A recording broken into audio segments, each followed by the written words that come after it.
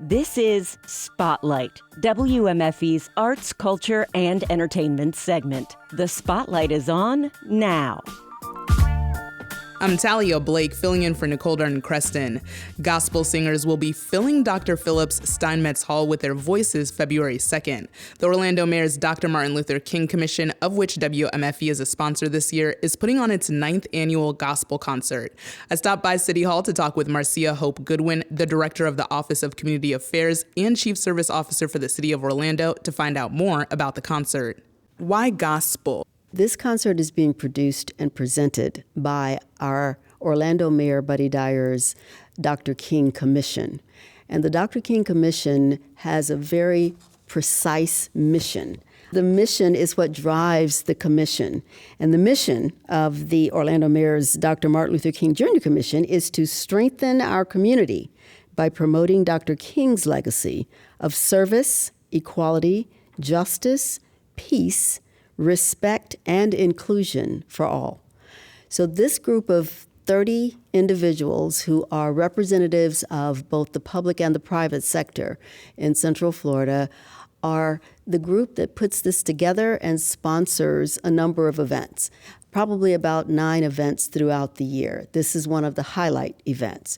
And so the purpose is to really help to share what Dr. King was all about, but also get people in our community to understand why it still matters that the things that Dr. King lived and died for are still relevant to us now. And that's what the mission is all about. This particular concert features a lot of the songs that were used and shared and became the soundtrack of the civil rights movement. And of course, we know a lot about that in history. We've heard many of these songs before, but many of them we haven't. So there will be a blend of familiar gospel music and spirituals and some of the newer, more unique pieces that may not be as familiar to your audience.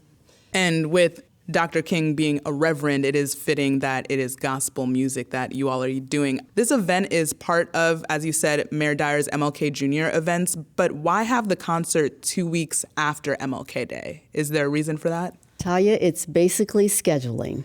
It's just the bottom line of availability of the venue.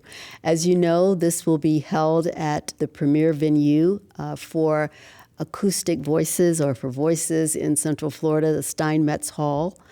It has been likened to other theaters and performance halls across the world as one of the best in the world.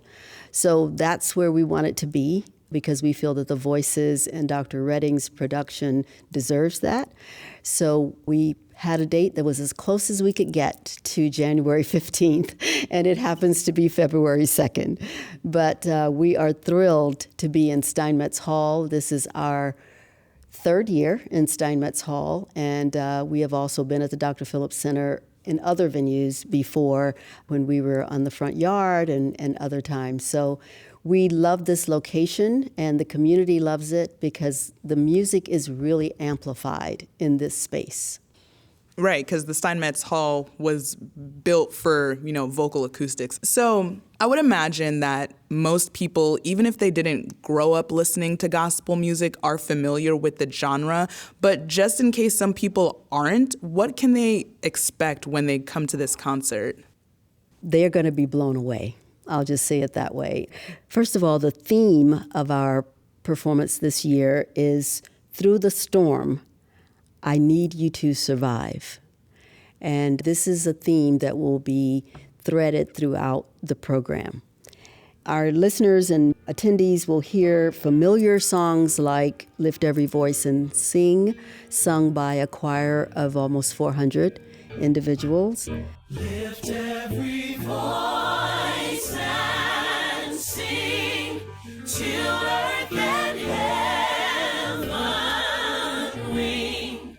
They'll also hear some of the very familiar spirituals like Total Praise. Those that are familiar with gospel are familiar with that song. But then there'll be unique songs like Deep River, which has been in Broadway plays, but it's still a gospel song.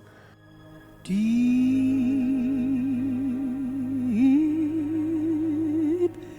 river long. And there will be lots of variety, such as Swing Low and Ride Up the Chariot, you know, some of the familiar ones and some new ones. I just think they can expect to hear some beautiful voices, voices that I have heard that sound like angels, and voices that will probably take them back to perhaps childhood or perhaps their history, especially if they grew up in a community where gospel was present. I'm wondering if you can elaborate on that a little bit more. I'm kind of curious, you know, what's the feeling you're going to feel when you go to this concert? I mean, even for me personally, when I hear some really good singing, it's almost like you can feel the warmth from inside. So I'm kind of curious, you know, you said you've seen these singers already. So what is that feeling you get from this concert? I have seen people literally in tears in this concert. And I say that because many people are really touched very deeply with this music. It often, and personally, it reminds me of my parents and my grandparents and family members who are no longer with us, that my ancestors and things that they would sing and things that I would hear growing up. But I've heard people say who have come to this concert that it really is just one of the most inspiring musical experiences they've had. So I really expect you and others to be inspired, hopefully to be motivated to do all the things that you feel are important that you can do, and also to just feel like we are one. We are a community of one. Based on, you know, the songs that will be performed at this concert, do you have a favorite? I had a feeling you would ask that, Talia, and yes, I do.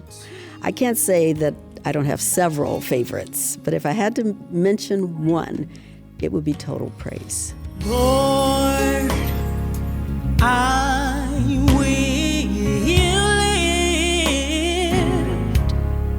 lift mine eyes to the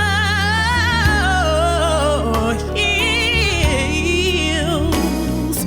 I have heard that performed in my church choir, in my college choir, in various choirs all my life.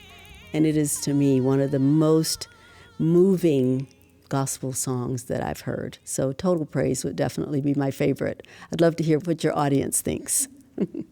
For those that are not religious, is this an event for them? Excellent question, because the answer is absolutely yes.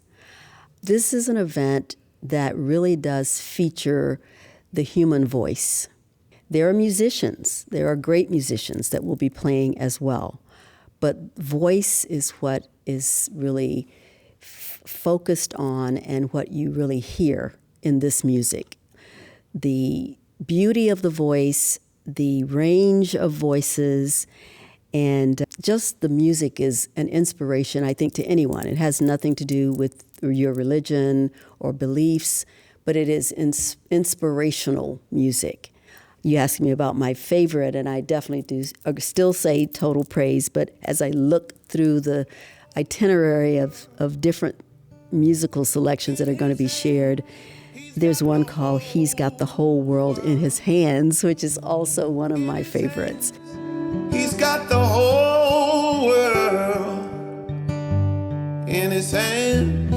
He's got the whole world in his hands. And I think many people have heard that. And some have told me they didn't even know it was like a spiritual or religious song. They just thought, you know, it was just a song of inspiration and how we're all okay. We'll be okay. We'll be taken care of. So I think that those who are not religious will still find the music inspiring and just lovely to hear. Before, when we were walking into this interview, you were telling me that, people are starting to hit you up like, can I get a ticket to the concert? Can I get a ticket to the concert? What information do people need to know if they would like to attend? Is there still availability for them to attend? And if so, where can they go to find that information? That's correct, Talia. I'm getting the last couple of days leading up to it. It's everybody wants to know where to go. How do I get my ticket? We have had the tickets posted on the Dr. Phillips Center website for a while. There is limited availability. However, we know that some people will request a ticket and not come. So we're saying if you're interested in coming, please visit the city's website, which will link you to Dr. Phillips, and that is orlando.gov/MLK. That will take you to the site where you can then request a ticket, and it will probably say that tickets are limited, or it may even say that they're gone, but you can still request a ticket and you can still come, because we know there's attrition. In previous years, we've had thousands of people that have signed up, and always there's a 15 to 20% attrition rate and people that don't come. So we're going to let people in until all the seats are filled. But if you have a ticket, if you've already received one, or if you can get one, you will be in line first with your ticket, and then everyone who doesn't have a ticket will be able to fill in as many seats as we have available. Marcia, thank you so much for talking with me today. I really appreciate it. It is my pleasure, Talia. I truly enjoyed it. It's been great working with you this whole season. I want to thank you publicly for your involvement and WMFE's involvement with our Great Day of Service, wherein we packed more than 1 million meals for our community members that are in need. And you all were there, all present and supporting, and also helping publicize our activities this year. So thank you to you and Judith and the entire WMFE team. We really appreciate you all. That was Marcia Goodwin with Orlando's MLK Commission, of which WMFE is a sponsor this year. Spotlight is a production of 90.7 WMFE News. Editorial guidance this week from Latoya Dennis. Support for Spotlight comes from our listeners. I'm Talia Blake, in for Nicole Darden-Creston. Thanks for listening.